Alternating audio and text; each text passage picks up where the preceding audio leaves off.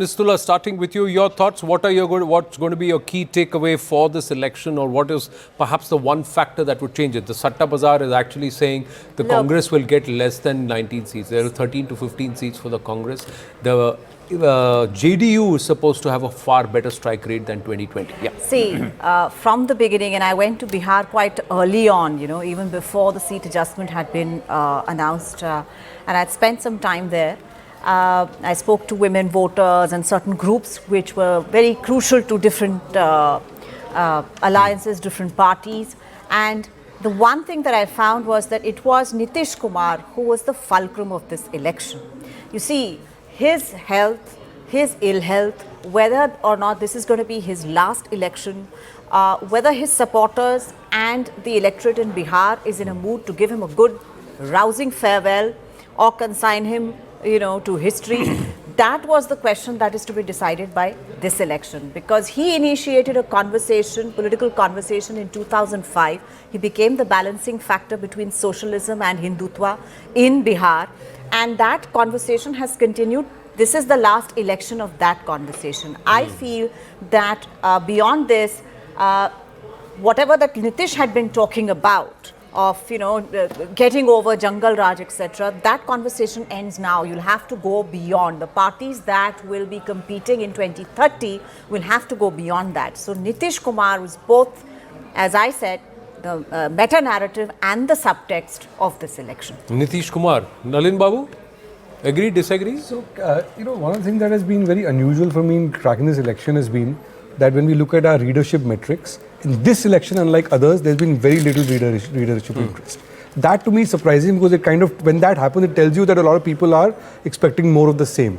There's very high interest in election where you expect a huge, satta parivartan, all of that. So that's one thing, but that may not mean much. My sense of this election is that if you look at the campaign and if you look at the issues that were raised, the issue is that Bihar has basically been in the same boat for the last 20-25 years. Right. And I think there's nothing new in this campaign. There's no X factor, no matter how much Prashant Kishore might say. The fact of the matter is, for most of the voters, is more of the same ho-hum. So, it's like there's no X factor which could change the game. And that, I think, is the big problem for Bihar voters in this election. So how do you square that with the record voter turnout, as we are saying? I mean, just before we came, at 5 p.m. it's 67%, yes, go up to 70%. So clearly something is happening for the people to come out. Looking at previous elections when votership data has gone up, physiologically, the evidence on that is very mixed. There is no evidence to show that high voter turnout necessarily means, which was the older conventional wisdom. It means that it's an anti-incumbency vote. There is no evidence to show that. It's actually 50-50. So it could well be that the election matters to people. The election matters to people because in Bihar, the state is what defines most of what people's jobs are, right? Or you migrate. Now, therefore, it might matter, but it is within an older fixed boundary, if you like, of the players. Right. Umesh Shah, psephologist, and Sandeep Shastri, National Coordinator, Lokniti Network, also with us. But first to the gents who are sitting in the middle. Rashid Kidwai, Rahul Verma. What do you think, Rashid? Anand, first of all, I beg to disagree a bit. There is no direct correlation between the personal popularity of a leader and the outcome or, the election verdict. You look at Naveen Patnaik, you look at Amrinder Singh, you look at Atal Bihari Vajpayee of 2004. Very high popular rating, singular, one leader kind of thing. But the outcome was very different. That's Some would say about Mr. Modi. Mr. Modi is personally very popular, absolutely, and therefore there is a Modi effect. I mean, when he's on the ticket, there's a 10% bump up. Absolutely. So therefore, I think I give a lot of importance to the vote percentage, but it's very welcoming for democracy. It may mean the kind of region and the demographic profile that Rahul Shivshankar was talking about. I think this rise 70% plus would signify, I would lean towards Bihar heading for a big change. Big change, a big change, or perhaps or reiteration that we are happy with where we are. Why fix what is not Rahul broken? had an interesting theory. Yes. I think the last time he came on air as to why the voting percentage is increasing. So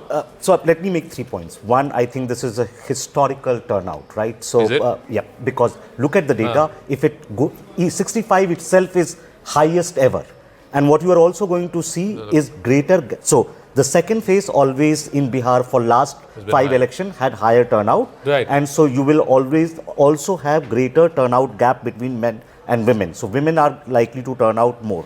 So that's a fact about Bihar.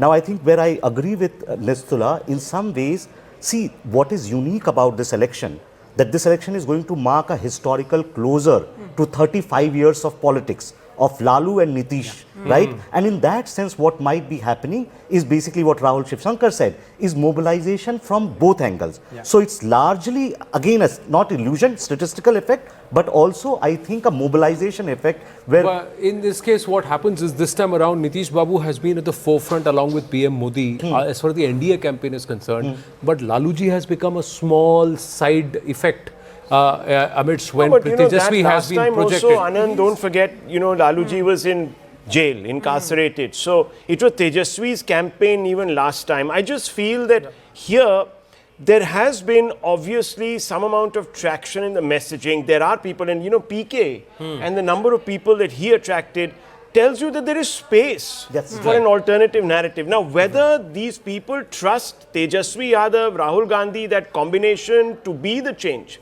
I don't know about that. And whether there has been a counter mobilization, two things I've told you. People have stopped reading your editorials.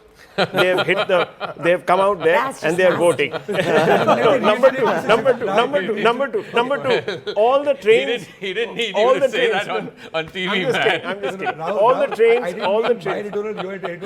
I mean He's politics, always political reading as a denigrating whole. newspapers with a newspaper in front of People him. have stopped reading. All Let's just the- put it all that the- way. One thing. People All continue the to trains, vote, but all we've the got... trains that were supposed to have been sort of not plied have obviously got the people No, not to just vote. got the people. They've stayed back, and Bihar voter makes the effort to go back. Just one sec. We got Rajiv Pratap Rudi also joining us along with Sandeep Shastri and Umesh Jha. Let's go across to them. Rajiv Rudi जी, आप तो बड़ी ऊंची उड़ान भर रहे हैं, पर आप ये बताइए कि सिवान और बिहार में कब आ? Sab ठीक बा. सब ठीक बा. Sab ठीक बा. I was listening to all of you, and of course, you are talking about the voters' turnout, and of course, the first phase and the second phase. But I would like to remind you, this second phase of polling, wherever it is taking place, predominantly has been a bastion for the NDA. Now, if you want to say that this extra polling or extra polling is basically because there could be a change, I think it is reiteration or maybe validation of the existing government, the combination. This is my presumption, and I believe in it very strongly. When you're talking about Prashant Kishore creating upheavals, I would just like to clarify one thing, which most of you may have missed, or maybe a point which I have been adding throughout my discussions across, that you see for last 1 year, the space of the opposition, which should have been Rashtriya Janata Dal and Congress in Bihar, was taken away by Prashant Kishore. So every forum in Delhi, outside Delhi, in Delhi, Bombay, everyone was talking about Prashant Kishore. But by the time election came, the space was, the contest was between the choice between Lalu Prasad Yadav or Nitish Kumar, or for that matter, Rahul Gandhi and Narendra Modi.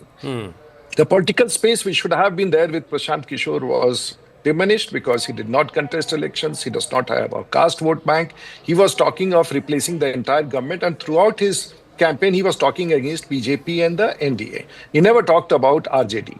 RJD and the Congress always thought that he's already doing much harm. The benefit will come with us. Ultimately, what happened? Prashant Kishore vanishes away.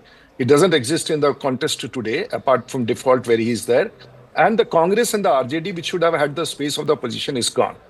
There is a positive contribution in the state of the state government, and there is a matter of perception. The perception yet is when you talk about Lalu Yadav or Tejasvi Yadav, people still do not talk Tejasvi as a leader in Bihar. Please remember, we also talk about Lalu Yadav as the face of politics in Bihar as far as Rashtriya Janata Dal is concerned.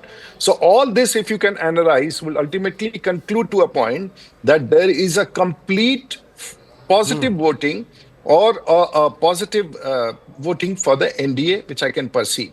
So this could, if you would like to ask questions on this, this is my perception. No, but Mr. Rudy, you said that no one perceives Tejasvi as a leader. Yes, please. Look, the outcome obviously suggests that the NDA won the last time. But it's not as if Tejasvi or the RJD did not get any seats. I think Tejasvi did a fabulous job. Can I explain something? Running with a Congress party that Yes, didn't can I really add explain any it? muscle to his campaign. Yes, can I explain this numerically? So Bihar is the only state in the country where Yadavs are 22% and Muslims are roughly about 18%. So this comes to roughly about a big 40%, portion of Bihar voters is between say around 32, 33%. 18 and 12 would be how much? 18 and 12. About 32%. But fortunately, 30, 18 30. and 22 and 18 is 40, 18 and 12 is 30. Yeah, ji. Ji.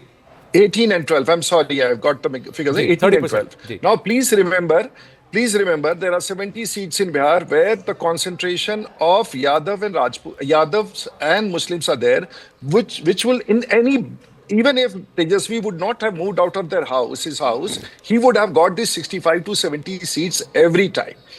The question is whether he is able to muster another 7 to 8% is a big question. Now, the entire Congress doesn't add up much because the forward votes, which symbolizes the Congress party in Bihar, is not with the RJD or the RJD or the Congress yet. It is still with the BJP per se and the other forces.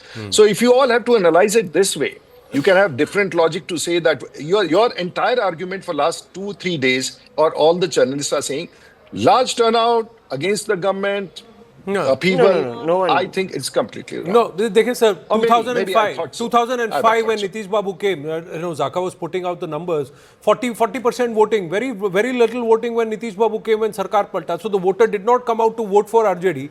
Those who wanted to vote for Nitish Babu, they came, and that's how the numbers happened. It's one of the lowest numbers in 2005. So Bihar itself shows that. But let's go. Rajiv ji, please stay on with us. We are doing the mega exit poll here at News 18. So quickly taking you through the methodology before we go to Umesh Jha and Sandeep Shastri ji. Poll methodology, 122 Vidhan Sabha constituencies have been covered out of the 243, 255 interviews in each constituency. 15 polling booths have been picked via random sampling, structured questionnaire in Hindi via app, and fieldwork on the day and day after polling for phase 1, and for phase 2 respondents have been asked on polling day.